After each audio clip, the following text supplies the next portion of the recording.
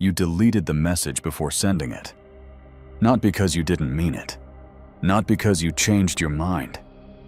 You deleted it because something in your chest tightened, and that tightening felt like a warning. So you listened to it. You put the phone down, and you told yourself you'd figure out what to say later. But later never came, because the tightening came back every time you tried again. So you learned to live around it. You learned which conversations to avoid, which subjects to sidestep, which feelings to file away under later. And later became a drawer you stopped opening. You've done this more times than you'd like to admit, not just with messages, with conversations you've been meaning to have, with decisions you've been circling for months, with feelings you've decided are too complicated, too much, too risky to act on. So you push them down. You move on. You tell yourself you're being practical, mature, in control. But here's what's actually happening. That tightening in your chest isn't a warning to stop. It's information you don't yet know how to read. That's the real problem. Not that you feel too much. Not that your emotions are too strong or too unpredictable. The problem is that nobody ever taught you what emotions are actually for. You were taught to manage them, to regulate them, to keep them from getting out of hand. But you weren't taught to listen to them, to read them the way you'd read a language you're still learning. And because you never learned to read them, you've been making one of two mistakes your whole life. You either obey them without thinking, letting anger speak before your mind does, letting anxiety make your decisions, or you suppress them entirely, pushing them down until they find another way out. Neither of those is mastery. Both of those are surrender. What the Stoics understood, and what this is really about, is something different. Your emotions aren't the enemy. They're a signal. And the work isn't to silence them. It's to learn what they're actually saying. The first thing you need to understand is this. Anger isn't what you think it is. You've probably been in a conversation that went wrong. Not an argument exactly. Something quieter. Someone said something dismissive. Maybe they interrupted you mid-sentence. Maybe they made a decision that affected you without asking. And you felt it. A heat that rose fast, that you immediately tried to push back down because getting angry here would make things worse. So you smiled, or you went quiet. And later that night, you replayed the whole thing, saying the things you should have said in the exact right way to an imaginary audience that finally understood you. You know what this feels like. You've been there more than once. That heat you felt wasn't a malfunction. It was your nervous system flagging that something mattered to you. Something important, something you care about, was just treated as if it didn't matter. And the anger was the alarm. The mistake isn't feeling anger. The mistake is believing the alarm is the problem. Marcus Aurelius ran an empire at war. He dealt with generals who betrayed him, advisors who lied to him, family members who disappointed him repeatedly. He was a man with more legitimate reasons for anger than most situations you'll ever face. And yet the journals he left behind, the private ones he never intended anyone to read, are full of one practice above everything else. He kept asking himself, before responding to any friction, what's actually being threatened here? He wrote, "You have power over your mind, not outside events. Realize this, and you'll find strength." That line's become so familiar, it's turned into wallpaper. But strip away the familiarity and read it again. Power over your mind, not over your emotions, not over whether anger rises, but over what you do with it once it does, over how you interpret it, over whether you let the alarm become the decision, or whether you pause long enough to ask what it's actually alarming you about. The next time anger appears, you don't have to act on it immediately, and you don't have to suppress it. You can ask it a question, What boundary just got crossed? What value just got ignored? What part of you is trying to protect something it loves? That question doesn't make the anger disappear. It makes it useful. Anger's a signal. And when you learn to read it instead of manage it, you stop living at the mercy of a language you never bothered to learn. The second thing's harder to admit, because it's about fear. You've probably described yourself as a practical person, someone who thinks things through, someone who doesn't rush into things without weighing the risk. And that's probably true. But there's a version of that which has nothing to do with practicality.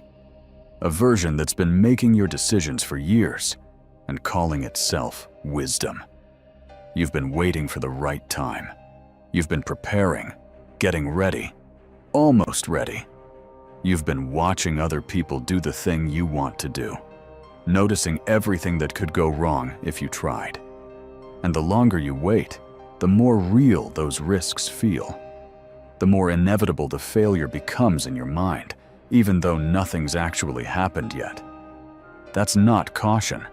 That's your imagination working against you.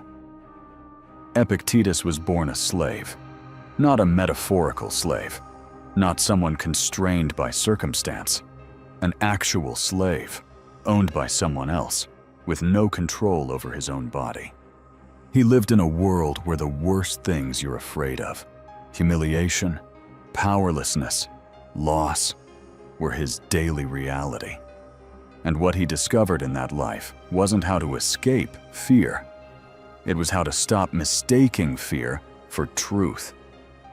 He said, "No man is free who isn't master of himself, not master of his circumstances, not master of what other people do, master of himself, of the story he tells about what fear means."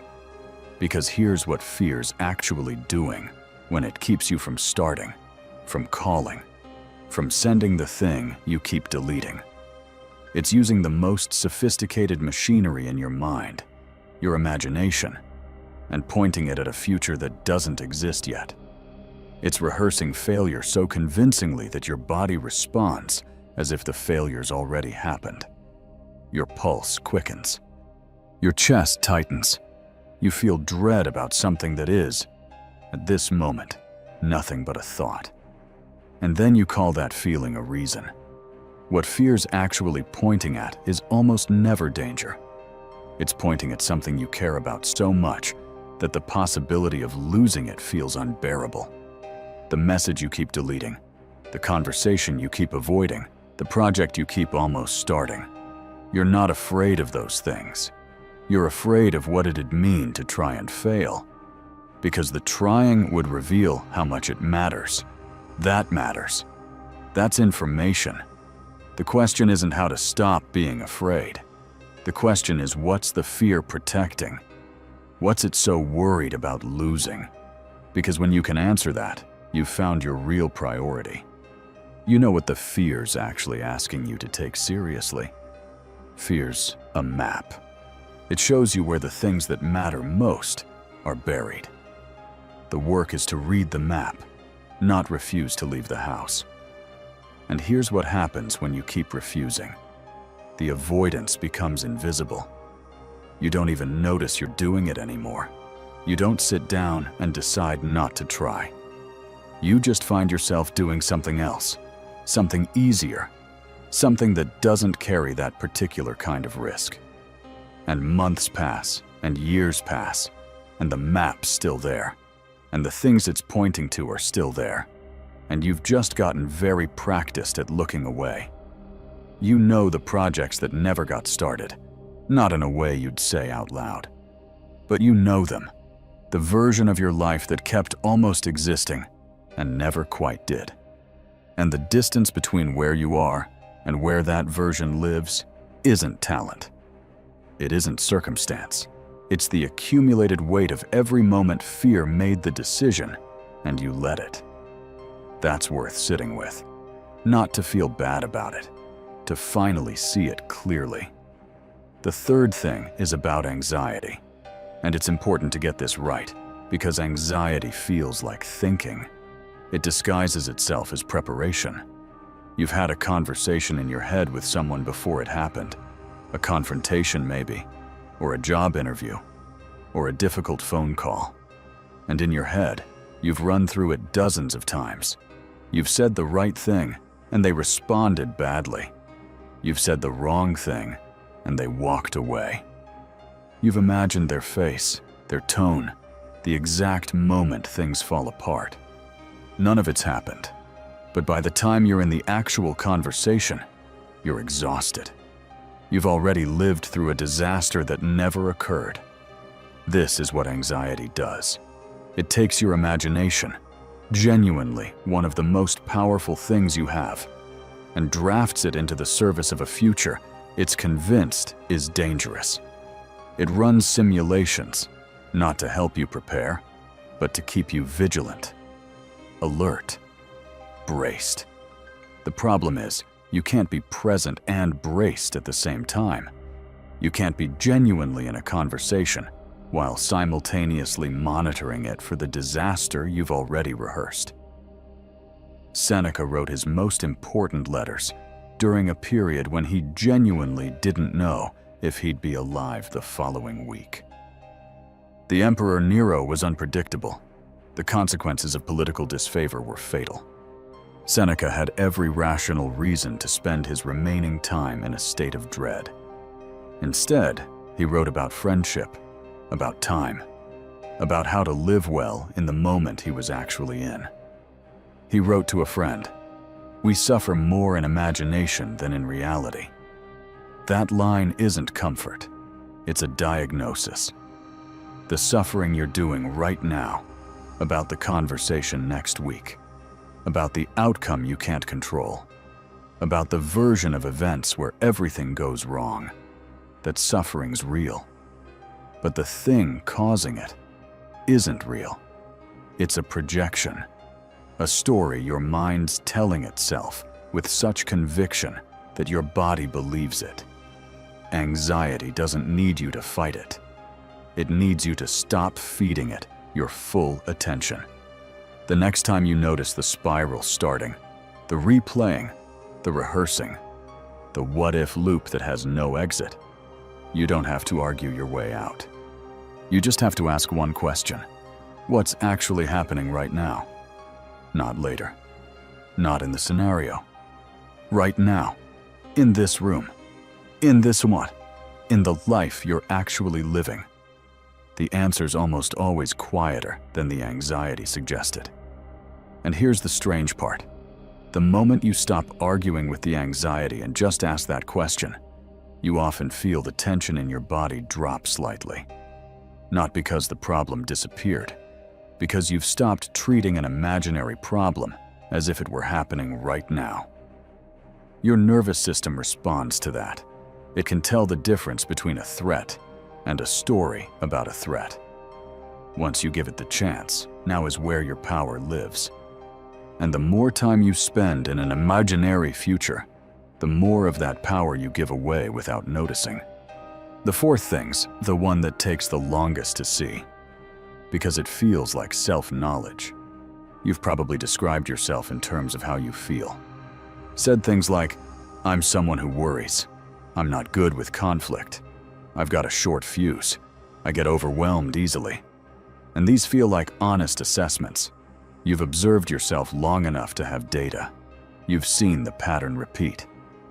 But there's a difference between noticing a pattern and deciding the pattern is who you are.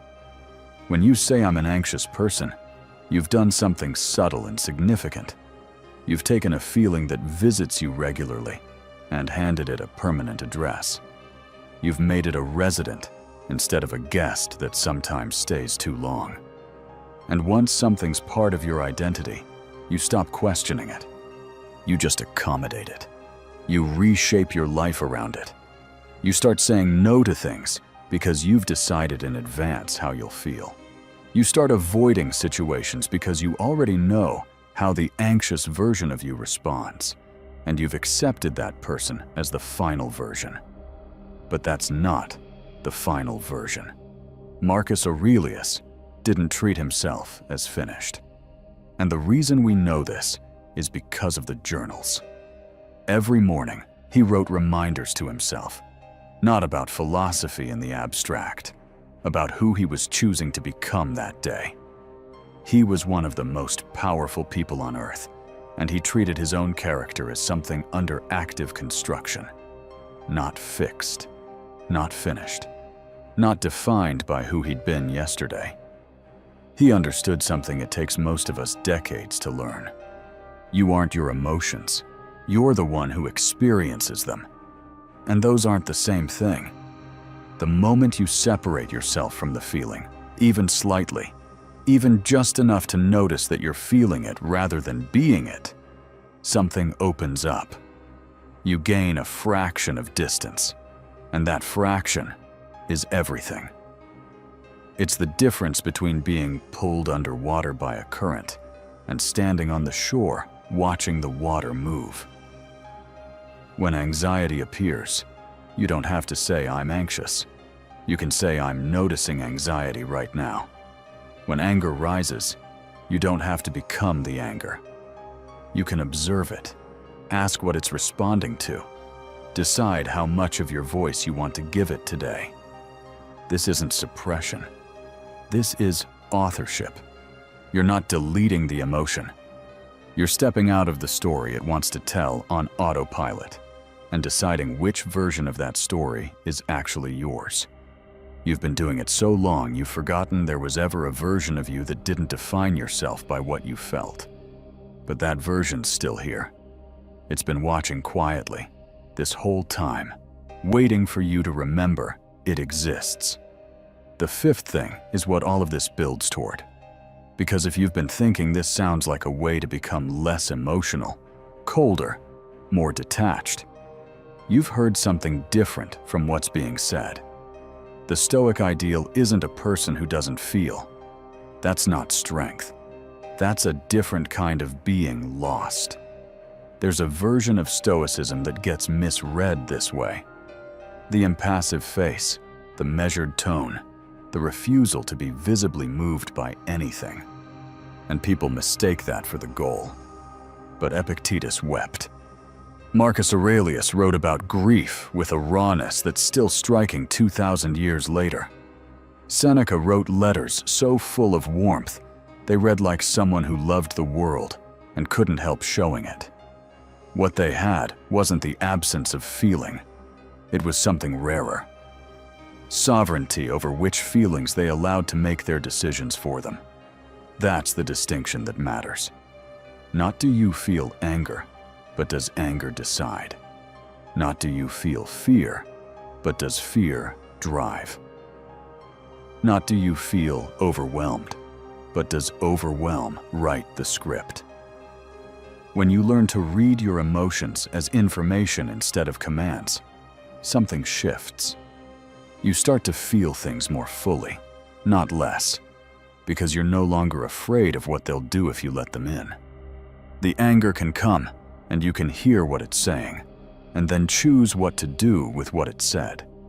The fear can rise, and you can follow it back to what it's protecting, and decide from there. The anxiety can arrive, and you can ask it one question, and then return to the room you're actually in. This isn't the end of being moved. It's the beginning of being moved without being swept away. You've probably been around someone who has this. You can't always name it at first. They don't seem cold. They don't seem unfeeling. But they have a quality of stillness that isn't absence. It's presence. Something happened to them, or was said to them, and you watched them take it in without it taking them over. They processed it somewhere behind their eyes, and then chose how to respond. Not what the emotion demanded, what they decided. That's not a personality type, that's a practice. Built slowly, in small moments, over a long time. There are 3 questions worth carrying into whatever comes next. What's this feeling trying to protect? What information is it carrying that you haven't heard yet? And given what you now know, what do you actually choose? Not what does the feeling want. What do you choose? That pause between what you feel and what you do, that's not weakness. That's where the whole thing lives. That pause is the space where you stop being a passenger in your own life and start being the one with a hand on the wheel. Tonight, something will probably ask for your attention. A tightness, a flicker of dread, a heat you'd usually manage or ignore. And maybe, just this once, instead of doing either of those things, you stay with it for a moment.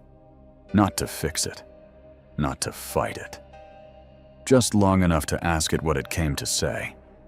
Because that tightening in your chest, the one from the beginning, the one you've been listening to all this time, it's been trying to say something. You just haven't known the language yet. Tonight you're a little closer. You've been carrying more information than you know. The question is whether you're ready to start reading it.